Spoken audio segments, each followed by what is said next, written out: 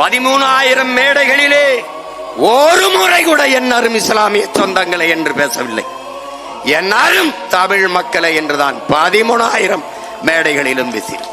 உலகத்திலே அதிக மணி நேரம் பேசியவன் பிடல் காஸ்ட்ரோ தான், 6 மணி நேரம்.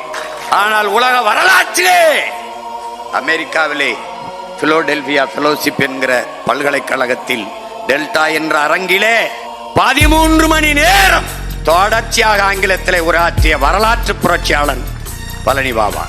பிடல் காஸ்ட்ரோவுக்கு வரலாறு உண்டு, நீங்கள் அறிந்து கொள்கிறீர்கள். 6 மணி நேரம் தொடர்ச்சியாக பேசினான் என்று. எங்களுக்கும் ஒரு வரலாறு வரும்.